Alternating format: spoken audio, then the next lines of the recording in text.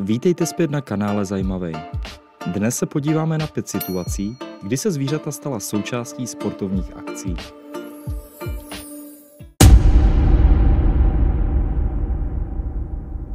Golf je super hra. Většinou se hraje na nějakém krásném místě a je to skvělá záminka, jak strávit nějaký čas venku. Malý problém nastává, když je golfové hřiště postaveno na místě, které je již domovem jiných zvířat.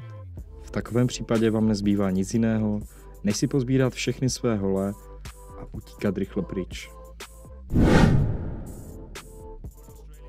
Tyhle dva klokany nejspíš nebavilo běhat jenom tak po pláni a proto si to šli rozdát přímo na závodní trať s profesionálními závodníky.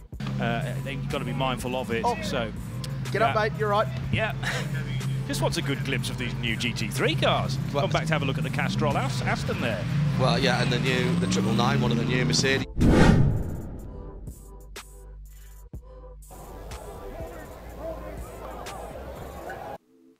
Zde můžete vidět králíka, který nejspíš objevil svůj skrytý talent a tak si řekl, že si půjde zahrát baseball. And now he's running around the third base umpire Trevor Gibson. There's a rabbit on the field. He's down the left field line. That's got to be good luck. Now he's coming back in the field to play. Now he's jumping into foul.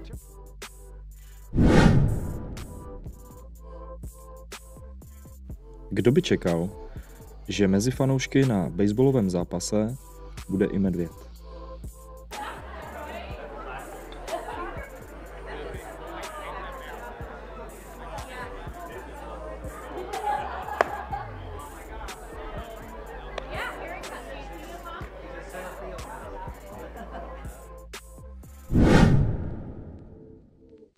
Zde můžete vidět nebezpečnou invazi včel, díky které musel být pozastaven fotbalový zápas.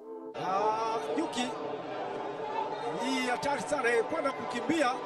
Ali Mtoni Sonso anaamuru wachezaji wa timu zote mbili kutoka nje. Nyuki hao wameingia. Napište mi do komentářů, které zvíře vás pobavilo nejvíce. Pokud se vám video líbilo, tak mi zanechte like a odběr a já se na vás budu těšit u dalšího videa.